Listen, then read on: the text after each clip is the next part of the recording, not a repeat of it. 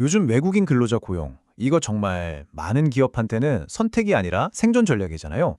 근데요, 딱 한 번의 실수로 마치 축구 경기에서 레드카드 받는 것처럼 순식간에 사업 운영에서 퇴장당할 수 있는 아주 무서운 규제가 있다는 거 혹시 알고 계셨어요? 바로 3년간 외국인 근로자 고용 제한이라는 조치입니다. 자, 오늘 이야기의 핵심, 바로 이 질문에서 시작해 볼게요.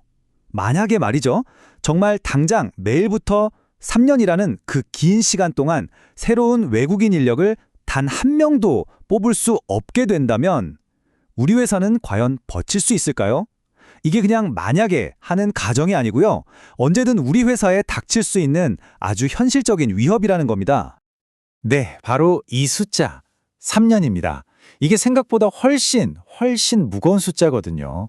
당장 사람 한 명이 아쉬운 현장에서 3년이라는 시간, 이게 그냥 생산성이 좀 떨어지는 수준의 문제가 절대 아니에요.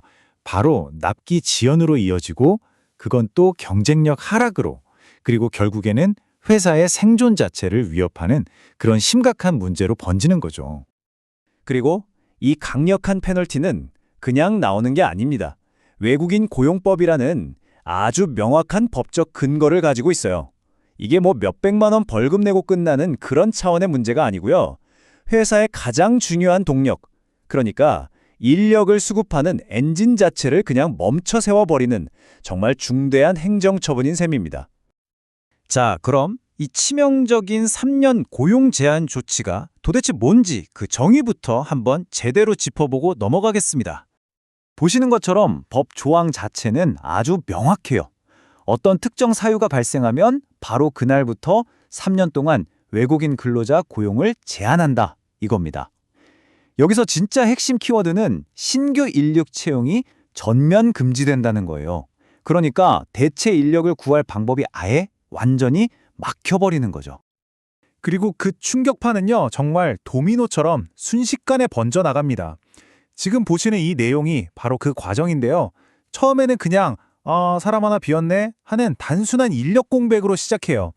하지만 이게 결국 생산 차질, 경쟁력 상실로 이어지고 나중에는 기업의 생존 자체를 위협하는 단계까지 정말 눈 깜짝할 사이에 무너질 수 있다는 겁니다. 아니, 그렇다면 이렇게 무서운 결과를 만드는 원인이 도대체 뭘까요? 의외로 많은 대표님들이 에이, 설마 하고 무심코 빠지게 되는 4가지 관리의 함정 때문인 경우가 많습니다. 뭐가 있는지 같이 한번 살펴보시죠. 여기서 우리가 꼭 기억해야 할 게 있어요.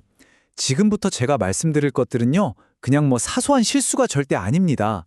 하나하나가 전부 고용허가 취소, 그리고 3년 고용 제한으로 직행하는 다시는 돌이킬 수 없는 방아쇠 역할을 한다는 점이에요.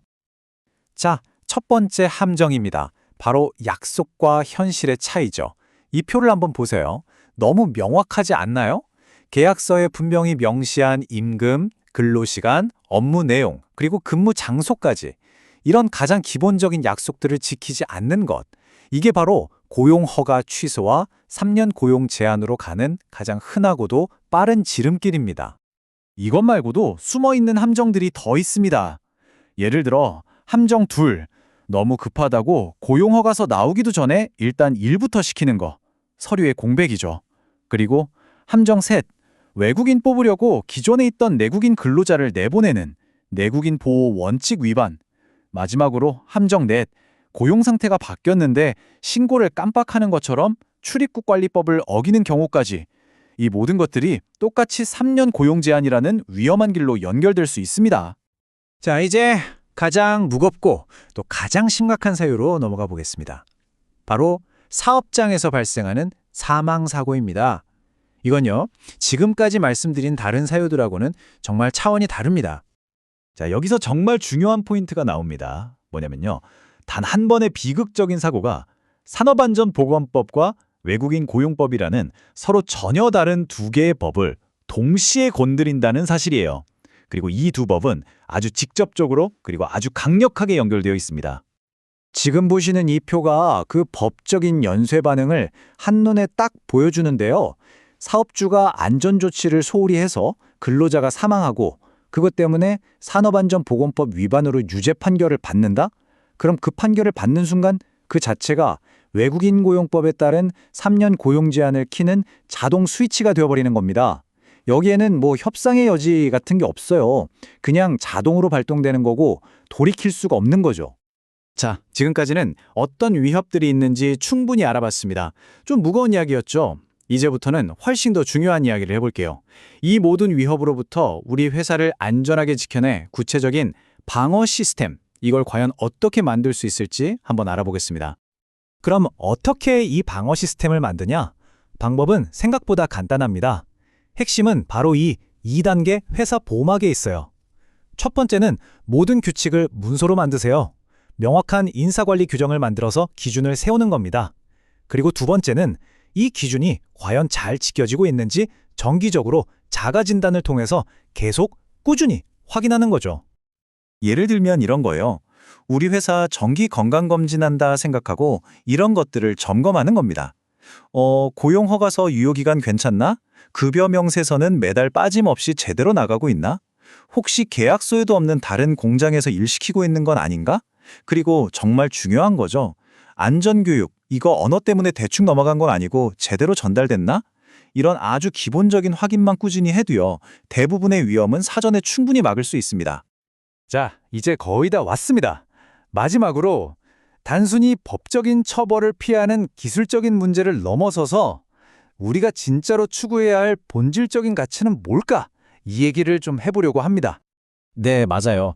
처벌을 피하려고 법을 지키는 건 사실 당연한 거고 이건 그냥 최소한의 의무일 뿐입니다. 진짜 목표는 그게 아니죠.